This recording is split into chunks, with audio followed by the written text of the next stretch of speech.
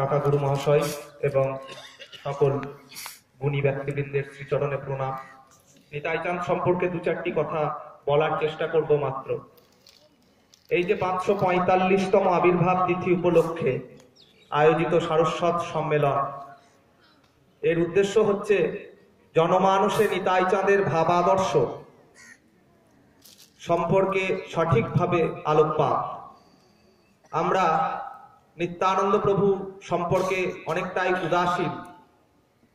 শ্রীপাদ বাবাজি মহাশয় একটা কথা বলতেন, আজ যে চারিদিকে অশান্তি, এর মূলে নিতাই গৌড়ের আদর্শ বিস্মৃতি। তাদের আদর্শে হিন্দুও নাই, মুসলমানও নাই, এই হলো মূল কথা। আজ দিকে দিকে হিংসা, হানাহানি। আমাদের নিত্যানন্দ প্রভু ও শ্রীমন মহাপ্রভুর ভাবাদর্শ সেইভাবে সঠিকভাবে প্রচারিত হয় নাই। কোন কোন জায়গায় মহাপ্রভুকে বিশেষভাবে স্থান দেওয়া হয়েছে, কিন্তু শ্রীমন নিত্যানন্দ প্রভুর উপর আলোকপাত করা হয় না, তাকে উপেক্ষিত, অবহেলিত করে রাখা হয়েছে। শ্রীমন নিত্যানন্দ প্রভুর উপর আলোচনা প্রায় নেই বললেই চলে। অথচ শ্রী চৈতন্য ভাগবত পড়লেই দেখা যায় নিত্যানন্দ প্রভুর মহিমা কীর্তন জড়িত কতগুলি অধ্যায় বৃন্দাবন দাস ঠাকুর লিখেছেন। বাণী গৌর মুখে কত নিতাই কথা তিনি শুনিয়েছেন। বাবাজি মশাই তার চোখের জলে এই আমাদের যুগচিত নিত্যানন্দের স্বরূপটি তুলে ধরেছেন। তার কীর্তনের আখরে আখরে ফুটে উঠেছে নিতাই করুণার কথা।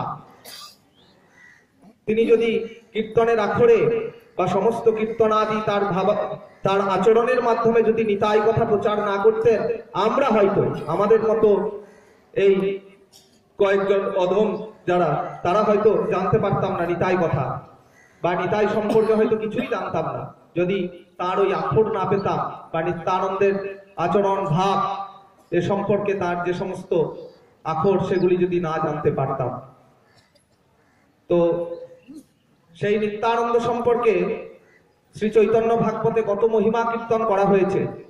গোপিকার যেই প্রেমা কহে ভাগবতে, একলা নিত্যানন্দ হইতে পাইবে জগতে। একলা নিত্যানন্দ, মনে পড়ে যায় আমাদের শ্রীমদ ভগবত গীতার সেই শ্লোক, মাম একং শরণং ব্রজ, অর্থাৎ একেই শরণাগতি। আমরা সে কথা মনে রাখিনি। একলা নিত্যানন্দ এ নিয়ে আমাদের আলোচনা হয় না। শুধু তাই নয়, স্বতন্ত্র করিয়া বেদে যে কৃষ্ণেরে কয়, নিতাই পারে হেন কৃষ্ণে করিতে বিক্রয়। নিত্যানন্দের চরিত্র সম্পর্কে শ্রীমান মহাপ্রভু নিজে বলছেন, পদ্মপত্রে যেন কভু নাহি লাগে জল, এই মতো নিত্যানন্দ স্বরূপ নির্মল। এই কথাগুলো নিয়ে আমরা কজনই বা চিন্তা করি, কজনই বা আলোচনা করি। আমাদের মধ্যে আলোচনার প্রয়াস আমরা রাখি না। শ্রীমান নিত্যানন্দ প্রভুকে তুলে ধরার প্রয়াস আমাদের মধ্যে নেই। তাকে বিশেষ সম্প্রদায়ের আমার এক বন্ধুস্থানীয় দাদা, সে এখানে এসে নিতাই চাঁদের চরণে প্রণাম করার পর আমাকে বলল, নিতাই গৌড়ের বিগ্রহ দেখে বলল যে এখানে না এলে আমি জানতাম নিতাই গৌড় দুজনেই এক এবং দুজনেই হাত তোলা ঠাকুর। তাই মালা তিলকের গণ্ডিতে আবদ্ধ করে বৈষ্ণব জগতের হাত তোলা ঠাকুর করেই নিতাই চাঁদকে চিরকাল রেখে দেওয়া হয়েছে। কাকামশাই একটা কথা খুব বলেন, নিত্যানন্দ প্রভুকে যদি একটি কথা, একটি শব্দে যদি বর্ণনা করা হয়, তাহলে সেটি হলো ভালোবাসা।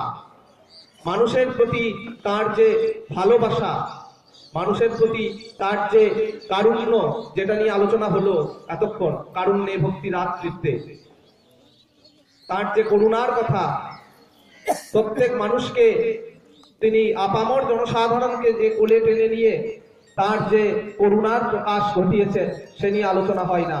আজ মৃতপ্রায় জাতি বেঁচে থাকতো না যদি না নিতাই চাঁদ সে সময় আসতেন, যদি না মহাপ্রভুকে সন্ন্যাসী করতেন, যদি না মহাপ্রভুর সন্ন্যাস গ্রহণের পর গৌড় ভূমিতে এসে নাম প্রচার করতেন, যদি না আচণ্ডালকে উদ্ধার করতেন।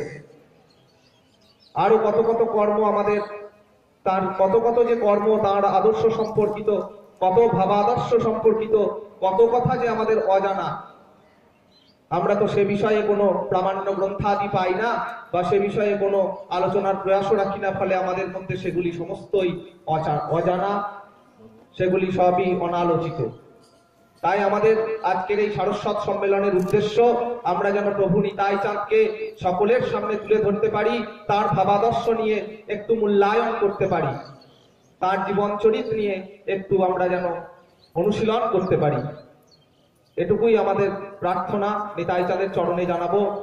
এটুকুই সকলের কাছে যেন সকলেই যেন এটুকু মনে রাখবেন এবং এটুকুই আমাদের বাসনা। জয় জয় নিতাই। জয় জয় নিতাই।